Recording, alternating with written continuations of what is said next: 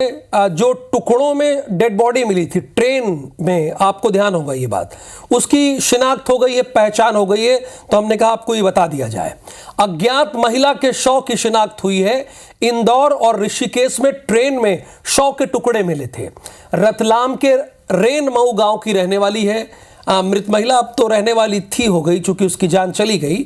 नाम मीराबाई है, उम्र 29 साल थी उसकी। आदिवासी समाज की ये महिला है। महिला के 2 बच्चे भी हैं। मृतका की बहन ने इस बात की पुष्टि कर दी है। अलग अलग टुकड़े में महिला की लाश मिली थी। पुलिस ने इनाम का ऐलान किया था, आपको ध्यान होगा 10,000 रुपए के इनाम का ऐलान किया गया था, और उसके बाद अब जाके पहचान हो गई है कि वो कहाँ की रहने वाली है। नाम तो पहले ही पता था पुलिस को, चूंकि उसके हाथ में लिखा हुआ था टैटू के जरिए, तो नाम पता था, लेकिन वो कहाँ की रहने वाली है, कौन है, शिनाख्त नहीं हो पाई थी ओवरऑल, भी कहते हैं पुलिसिया भाषा में। तो शिनाख्त हो गई है। इंदौर और ऋषिकेश में ट्रेन में शव के टुकड़े मिले थे, और ये पुलिस के लिए किसी अबूझ पहले से कम नहीं था। रतलाम के रेन मऊ गांव की रहने वाली थी मृत महिला। नाम मीराबाई, उम्र 29 साल, आदिवासी समाज की महिला। महिला के 2 बच्चे भी हैं। मृतका की बहन ने पुष्टि कर दी है। अलग अलग टुकड़े में महिला की लाश मिली थी, आपको ध्यान होगा,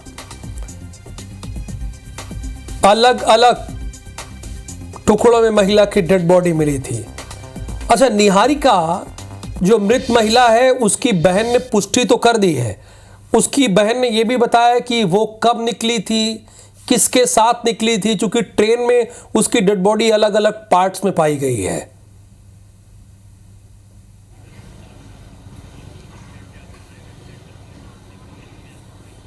जी राहुल, आप सही कह रहे हैं। इंदौर में महिला की जो लाश है वो सबसे पहले पाई गई थी। 2 टुकड़ों में वो लाश मिली थी। 9 जून की ये बात है। 9 जून को उनके जो धड़ से घुटनों तक का हिस्सा है वो यहाँ पर मिला था, और ऐसे में 2 टुकड़ों में यहाँ की पुलिस ने उस लाश को बरामद किया था। लेकिन सबसे ज़्यादा चौंकाने वाली बात ये थी कि महिला के हाथ और पैर नहीं थे, जो कि ऋषिकेश में मिले थे।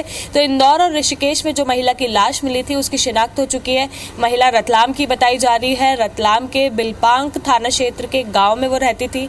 29 साल की महिला है, मीराबाई उनका नाम है, और साथ ही में उनके 2 बच्चे हैं। लेकिन ये अभी तक खुलासा नहीं हो पाया कि इस तरह से उनकी मौत किसने की है, क्या कारण रहा है, किसके साथ वे निकली थी, कहाँ गई थी, क्योंकि रतलाम की महिला की लाश इंदौर और ऋषिकेश में पाई गई है। आदिवासी समाज की महिला है और 29 साल कोई बड़ी उम्र नहीं है, लेकिन 2 बच्चे हैं उनके, तो हम ये जरूर समझ सकते हैं कि गाँव क्षेत्र से वो महिला थी।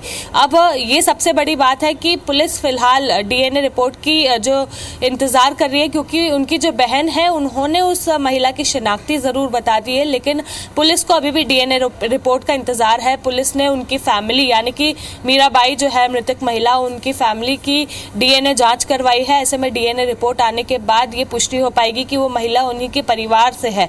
अब ऐसे में जब पुलिस को ये डीएनए रिपोर्ट मिलेगी तब उन्हें पता चल पाएगा कि आखिरकार पूरा मामला क्या है। उसके बाद परिवारजनों से पूछताछ शुरू होगी। पूछताछ में कई खुलासे होने की आशंका जो है वो पुलिस जता रही है। खैर, ये अभी आश्चर्यजनक बात है कि रतलाम की महिला की जो गुमशुदगी की रिपोर्ट थी वो 7 जून को दर्ज की गई थी, और उसके बाद 9 जून को यहाँ पर उनकी लाश जो है वो पहली बार देखी गई थी।